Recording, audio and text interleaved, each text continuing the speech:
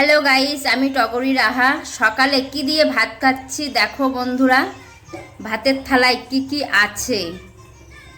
আর গরমকালে টক ডাল, উচ্ছে, সজনের ডাঁটার তরকারি এগুলোই কিন্তু খাওয়া খুব ভালো, শরীরের পক্ষেও ভালো আর খাওয়াটাও খুব ভালো, খেতেও ভালো লাগে। আর গরমের মধ্যে মাছ, মাংস, মশলার তরকারি একদমই ভালো লাগে না। তো আজকেও আমি কি কি রান্না করে নিয়েছি দেখো।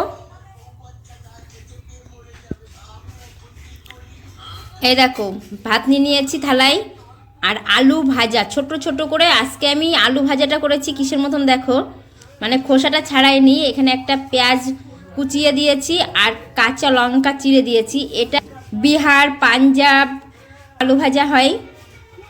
আর বিহারে সবথেকে বিখ্যাত আলু ভাজা হচ্ছে এরকম আলু খোসা দিয়ে আলু ভাজা, মানে সব ঘরে ঘরেই খোসা শুদ্ধ আলু ভাজা হয়। তো আজকে আমি বিহারের মতন রান্নাটা করে নিয়েছি।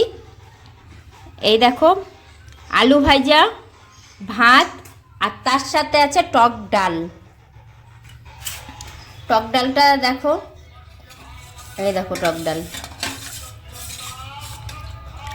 রসুন দিয়ে আমি টক ডাল করেছি। টক ডালটা করেছি আমি অন্যদিন আম দিয়ে করি, আজকে কিন্তু আমি টক ডালটা একদমই আম দিয়ে করিনি।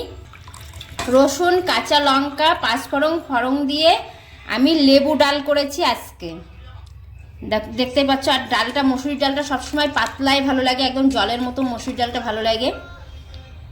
আর আমাদের বাড়িতে বেশিরভাগই সবাই ঘন ডালটা ভালোবাসে, কিন্তু আমার পাতলা ডালটা ভীষণ ভালো লাগে। সেই কারণে আজকে আমি করে নিয়েছি পাতলা মসুরির ডাল, লেবু ডাল, আর তার সাথে আছে আলু ভাজা, ভাত।